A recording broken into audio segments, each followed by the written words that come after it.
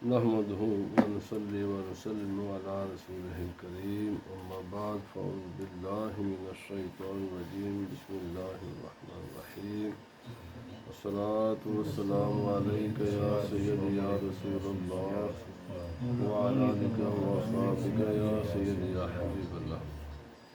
حضرات، رسول اکرم صلی اللہ علیہ وسلم کے نسب پر بات ہو رہی تھی. کئی احادیث میں نے عرض کی اور انہی میں سے ایک یہ بھی تھا کہ رسول اللہ صلی اللہ علیہ وسلم کے والدین کو زندہ کیا گیا. سرکار دو عالم صلی اللہ علیہ وسلم پر وہ ایمان لائے. ان بڑے بڑے محدثین نے ان احادیث کو ذکر فرمایا، لیکن یہ بھی بات حقیقت ہے کہ ان کی اسناد ضعیف ہیں. لیکن امام قرطبی اور دیگر ائمہ کہتے ہیں کہ بھائی ایک بات مسلمات میں سے ہے، یہ بات یاد رکھ لو، اصولی بات ہے. یہ بند کر دو سر. اصولی بات یہ ہے کہ عقائد اور احکام، یہ بات اصولی طور پر یاد رکھیں، سارے اہل ایمان یاد رکھیں. عقائد اور احکام، ہم کہیں کہ اگر یہ اس بات کو بلیو نہ کیا تو انسان دائرہ اسلام سے خارج ہو جائے گا یا دائرہ اہل سنت سے خارج ہو جائے گا. ان کے لیے دلیل قطعی چاہیے. بات یاد رکھ لیں، یا کم از کم جن سے غالب ظن ہو جائے وہ چاہیے، یا احکام ثابت ہوتے ہوں، یا ہم یہ کہیں بھائی یہ چیز فرض ہے، واجب ہے. احکام یہ کام ضروری ہے جی. ان کاموں کے لیے مضبوط دلیلوں کی ضرورت ہوتی ہے. فضائل کے لیے مضبوط دلائل کی ضرورت نہیں ہوتی. فضائل کے لیے مضبوط دلائل کی ضرورت نہیں ہے. یہ میرا موضوع نہیں ہے، ورنہ میں اس پر عرض کرتا دنیا کا جو کائنات کا نظام ہے نا، اگر انسان اس پر بھی غور و فکر کرے نا تو یہ کمزور باتوں پر زیادہ قائم ہے، مضبوط باتوں پر کم قائم ہے. جتنے روزانہ ہمارے معاملات چلتے ہیں نا، ان کی جو بنیاد ہے نا، جس بنیاد پر یہ کام ہوتے ہیں نا، اس کی بنیادیں کمزور ہوتی ہیں. اور جن کاموں کی بنیادیں مضبوط ہیں نا وہ کم ہیں، اور وہ ہوتے بھی ذرا مشکل ہی ہوتے ہیں. جہاں مشکلات ہوتے ہیں پھر وہاں کنڈیشنیں بھی زیادہ لگتی ہیں. تو اس لیے ایک تو بات یہ ہے کہ یہ احادیث تو موجود ہیں. بھئی ہم کب اس کی بنیاد پر کسی انسان کو مسلمان کافر کہتے ہیں؟ ہم کب کہتے ہیں؟ ایک فضیلت ثابت کرتے ہیں، فضیلت ثابت کی جا سکتی ہے. دوسری بات، امام جلال الدین سیوطی رحمۃ اللہ تعالی علیہ تقریباً ایسے کوئی 400-500 سال پہلے کے بزرگ ہیں. ان کے بعد ابھی تک 400-500 سال تک اس پائے کا کوئی عالم نہیں پیدا ہوا. ابھی تک تو نہیں ہوا، شاید آئندہ کو ہو جائے. اس پائے کا عالم کو نہیں ابھی تک پیدا ہوا. ہاں، یعنی اتنا بڑا محدث، آپ جس مرضی کوئی بھی علم والی شخصیت سے پوچھ لو کہ امام جلال الدین سیوطی کس شخصیت کا نام ہے، یہ اندازہ لگا لیں کہ ابھی تک تو اس پائے کا کوئی آدمی پیدا نہیں ہوا جو اتنا بڑا علم کا سمندر اور دریا ہو. آپ نے ایک پوری کتاب لکھی اس موضوع پر کہ رسول خدا صلی اللہ علیہ وسلم کے والدین مومن صاحب ایمان اور ناجی ہیں، نجات پانے والے ہیں. آپ کی پوری کتاب ہے اس پر. دوسری آپ کی کتاب میرے پاس بھی موجود ہے، میلاد النبی صلی اللہ علیہ وسلم کہ بعض لوگوں کو نا یہ الرجک ہو جاتے ہیں. جیسے ربیع الاول شریف کا مہینہ ہوتا ہے نا، انہیں خارش شروع ہو جاتی ہے. میں دیکھ رہا تھا آج ایسی ہے گویا کہ پوری دنیا کے ایٹم بم ان پر گر جاتے ہیں. اور اسے پتہ چلتا ہے واقعتاً یہ جو بات ہے نا جی کہ شیطان کو بڑی تکلیف ہوئی تھی. نبی پاک صلی اللہ علیہ وسلم کی ولادت کی، اگر اس کو دیکھنا نہ تو ان دنوں میں دیکھ لے خوشی منانے والے کیا کرتے ہیں اور دوسرا طبقہ کیا کرتے ہیں، ان پر ایسا ہوتا ہے کوئی ایٹم بم گر گیا ہے۔ میں ابھی آنے سے پہلے ویسے میں نے وہ یوٹیوب دیکھا تو گویا کہ یعنی ان پر بھائی تمہیں کس بات کی تکلیف ہے؟ پیسہ خرچتے ہیں سنی، مرچیں یہ لگاتے ہیں سنی، جھنڈے لگاتے ہیں سنی، سب کچھ کرتے ہیں، تمہیں کس بات کی تکلیف ہو گئی؟ بہرحال وہ بات یہ ہے کہ ائمہ نے بڑی بڑے ائمہ دین نے کتابیں لکھی ہیں اس ٹاپک پر، اور امام جلال الدین سیوطی کا فتویٰ ہے۔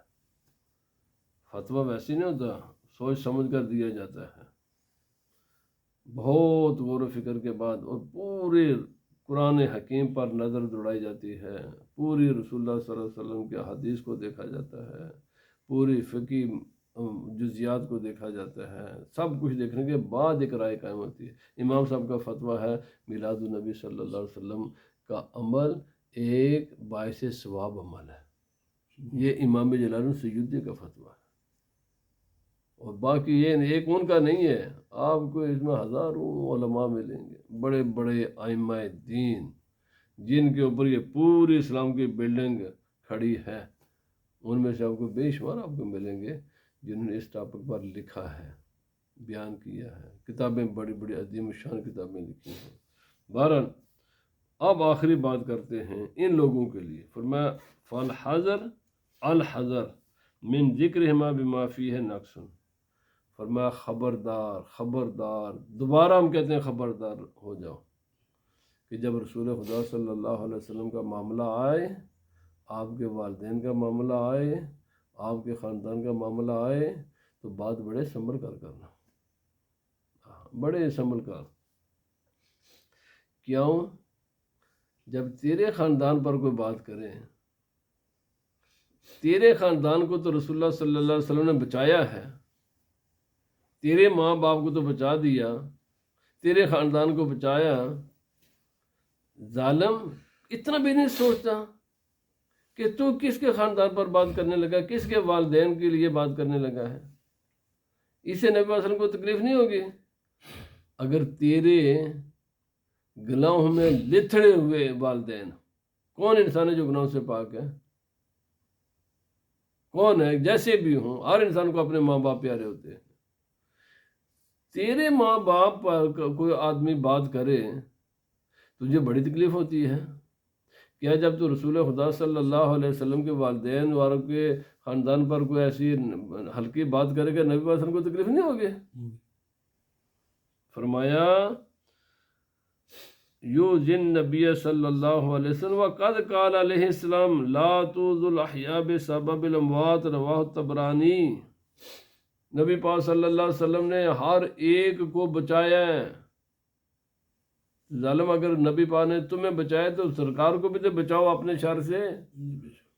نبی پاک نے فرمایا زندوں کو مردوں کی وجہ سے تکلیف نہ دو، یعنی ان کے بارے میں کوئی ایسی ہلکی بات کر کے آپ کسی کوئی ایک انسان دنیا سے چلا گیا، ظاہر بات ہے اس کا کوئی بیٹا ہوگا، اس کا کوئی بھائی ہوگا، اس کا کوئی باپ ہوگا، اس کا کوئی رشتہ دار ہوگا، جب تم اس کے بارے میں کوئی ہلکی بات کرو گے تو جس کے ساتھ اس کا کوئی خونی تعلق ہے نا، اس کو تکلیف ہوتی ہے۔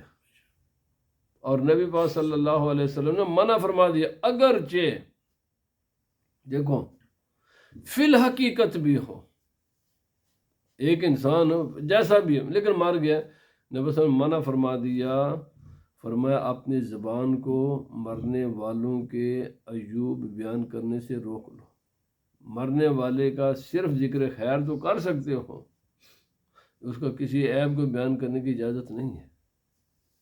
یہ عام انسانوں کی بات ہے، کسی انسان کا باپ ہو ڈاکو ہو، چور ہو، زانی ہو، قاتل، مرنے کے بعد اس کو قاتل نہیں کہہ سکتے،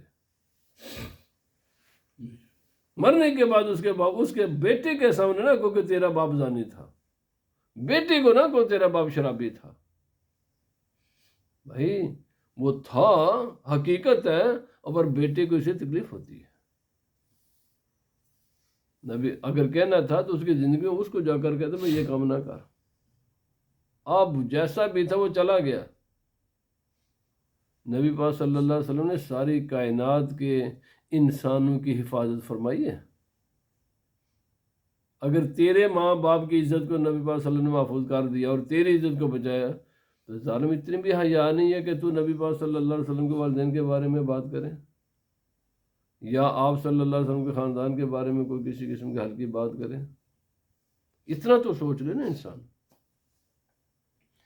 لا ریب ان اذاہ علیہ الصلوۃ والسلام کفر، فرمایا کوئی شک نہیں ہے اس بات میں، یہ مسئلہ یاد رکھ لیں، رسول خدا صلی اللہ علیہ وسلم کے بارے میں کوئی ایسی بات کرنا، کوئی کسی بھی قسم کی بات کرنا جس سے سرکار کو تکلیف ہوتی ہو، وہ کفر ہے۔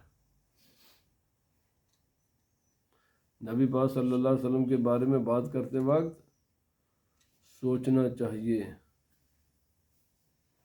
فرمایا ادب گاہست زیر آسماں از عرش نازک ترست، نفس گم کردہ میں آید این جا فرمایا با یزید این جا،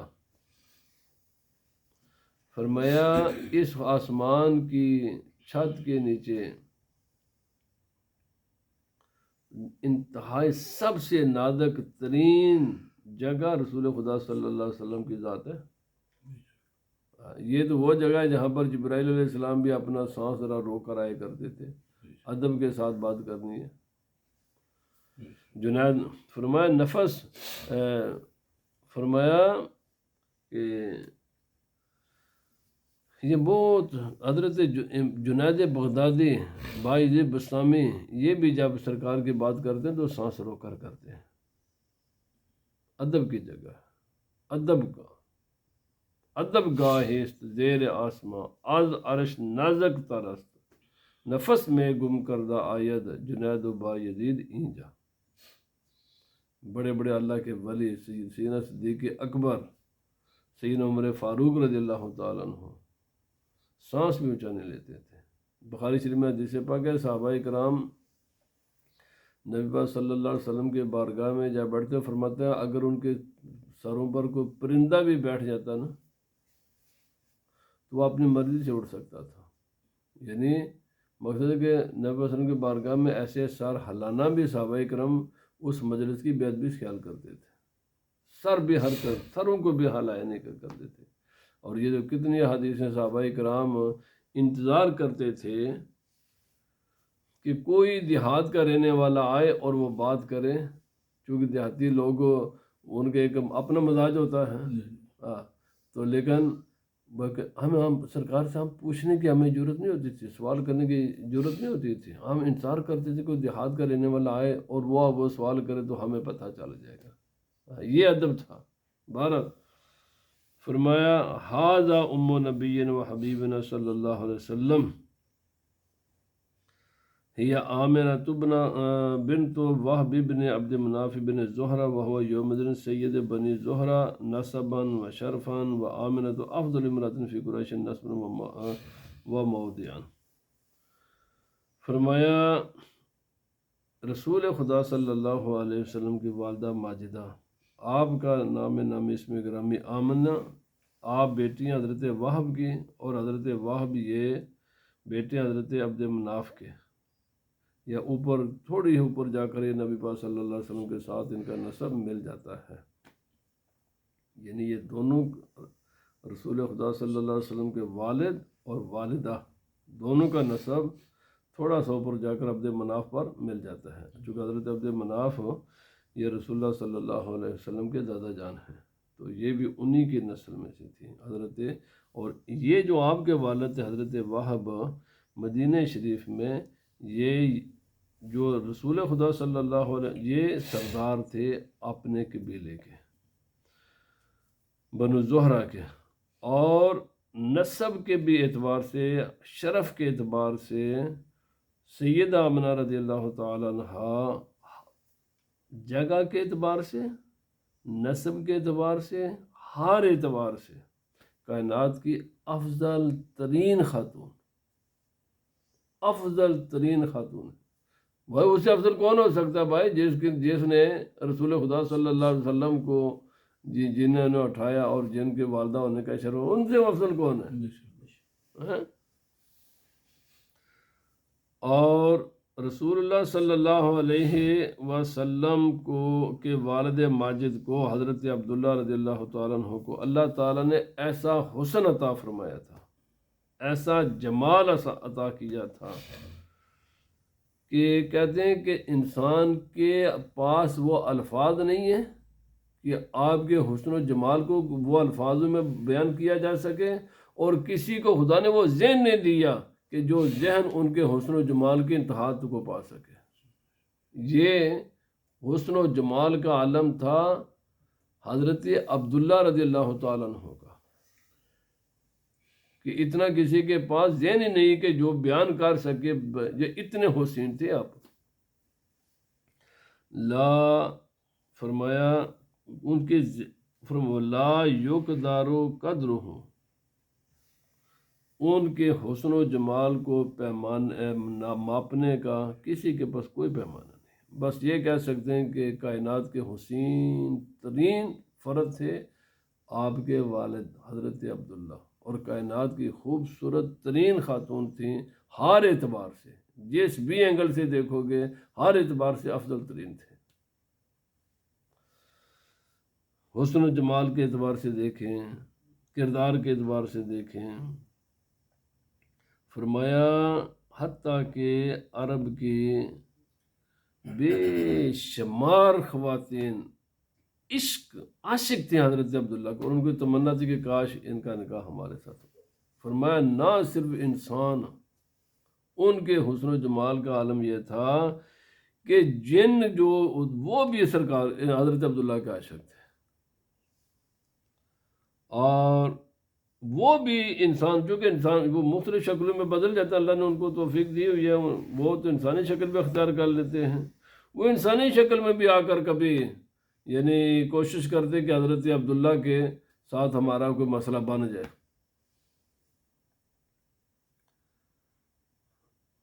یہ رسول اللہ صلی اللہ علیہ، لیکن اللہ رب العزت نے چونکہ مقدر رکھا تھا حضرت آمنہ کا، تو حضرت آمنہ رضی اللہ تعالیٰ عنہ آپ رسول خدا صلی اللہ علیہ وسلم کی والدہ بنی، اور آپ ہر اعتبار سے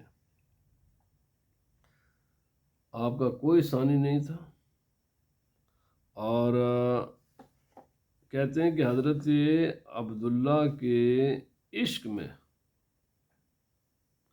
اور جب یہ پتہ چلا نا کہ حضرت آمنہ کے ساتھ ان کا نکاح ہو گیا ہے، اب ہمارے حصے میں یہ نہیں آئیں گے، 100 خواتین ڈیتھ ہو گئی تھی اس صدمے کے ساتھ، ڈیتھ ہو گئی، مر گئیں اس صدمے میں کہ ہم چاہتے تھے کہ ان کا نکاح ہمارے ساتھ ہو، نہیں ہوا، اب حضرت آمنہ کے ساتھ ہو گیا ہے۔ اس قدر آپ کے حسن و جمال کا عالم تھا حضرت عبداللہ کا، اور وہ چاہتے کیوں تھے؟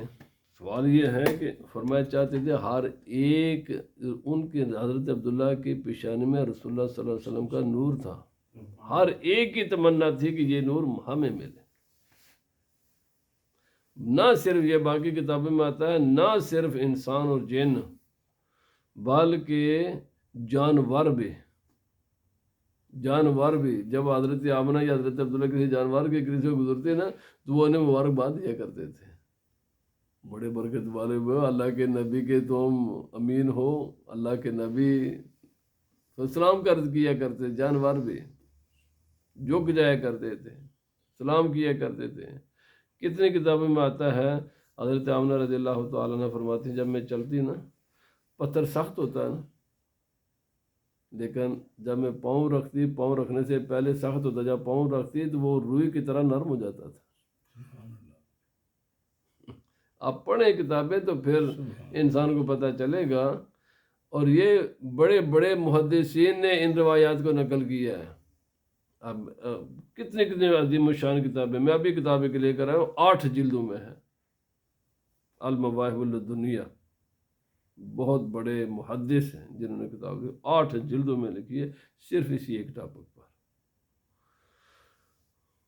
اللہ کے بندو، یہ کوئی صرف عقیدت سی بات نہیں، یہ سب وہ حقائق ہیں کہ جن کو کتابوں میں محفوظ کیا گیا ہے، اور بڑی بڑی کتابیں ہیں اس موضوع پر، اور لکھنے والے کوئی عامی نہیں ہے، بڑے بڑے محدثین ہیں، بڑے بڑے محدثین ہیں، بڑے بڑے مفسرین ہیں، جن کا نام ہے، جن کی عظمت پر پوری امت کے اتفاق ہے، جن کی باقی ان کی کتابیں دیکھ کر اندازہ لگا لو۔ ابھی میں نے عرض کیا امام جلال الدین سیوطی، آپ کی پوری تفسیر ہے نا در منصور، دیکھ لو خود یہ پتہ چل جائے گا کس پائے کا انسان تھا۔ بس میں ایک بات عرض کر کے ختم کرتا ہوں، پوری روئے زمین پر اصول تفسیر پر جو آپ کتاب پڑھائی جاتی ہے نا، الاتقان، کہتے ہیں کہ الاتقان جو تفسیر قرآن پاک کے معنی کو کیسے بیان کرنا ہے، اس پر آپ کی کتاب ہے۔ آپ سے لے کر اس وقت تک پوری امت کا اس کا اتفاق ہے، ایسی خوبصورت کتاب کسی نے لکھی۔ آپ گزشتہ علماء ہیں پر آپ کے بعد نہیں کسی نے لکھی ابھی تک الاتقان کی طرح۔ اسی طرح الخصائص کبریٰ میرے پاس ہی موجود ہے۔ رسول اللہ صلی اللہ علیہ وسلم کو جو خدا نے خاصیات عطا فرمائی ہے نا، اس پر آپ کی کتاب ہے، بڑی مشہور کتاب ہے، معرکۃ الورا کتاب ہے۔ میرا خیال ہے بعد کے علماء اس وقت تک بس اسی کتاب ہی سے لیتے ہیں۔ میں نے کہا اتنا بڑا محدث، اتنا بڑا مفسر، اتنا بڑا سکالر آدمی بھی اگر رسول خدا صلی اللہ علیہ وسلم کے بارے میں یہ ساری چیزیں لکھتا ہے، تو پھر ان آج کل کے ان مولویوں کی باتیں ہم ان پر چلیں یا اتنے بڑے علم کے پہاڑ لوگوں کی باتوں پر چلیں؟ بات ان کا یعنی ان مولوی 14ویں صدی کے میں کیا انہیں کہوں، ان کے باتوں کو ہم ترجیح دیں یا مانیں، یا ان کے اتنے جو بڑے محدثین کی اور مفسرین کی اور اتنے بڑے ائمہ دین نے جو کچھ لکھا ہے اور جو کچھ بیان کیا ہم ان کی باتوں کو مانیں؟ بس یہ کہتے ہیں اللہ تعالیٰ انہیں ہدایت عطا فرمائے، بس یہ ہے، زیادہ نہیں کہ اتنا ہی کہہ سکتے اللہ انہیں ہدایت عطا فرمائے۔ لیکن باقی یہ بات ہے یہ میں نے کل بات کیا تھا، یہ دن روز اول سے ہے، اللہ تعالیٰ نے دوسرا پیدا کیا ہوا ہے، اس نے بھی اپنا کام کرنا ہی ہے۔ وہ آدم علیہ السلام کے ساتھ ہی یہ سلسلہ شروع ہو گیا تھا، اس لیے ان کی بھی اتنی فکر کرنی کوئی بھی نہیں ہے، کیونکہ یہ خدا کی وہ پہلے روز اول سے یہ مسئلہ لگا ہوا ہے، اور یہ ہمیشہ ہی رہے گا۔ بہرحال ہمیں ان کی فکر نہیں ہے، لیکن یہ افسوس ضرور ہوتا ہے کہ وہ اس راستے پر چلتے ہیں جو خدا کو پسندیدہ نہیں ہے۔ اللہ تعالیٰ ہم سب کو رسول اللہ صلی اللہ علیہ وسلم کی سچی محبت نصیب فرمائے۔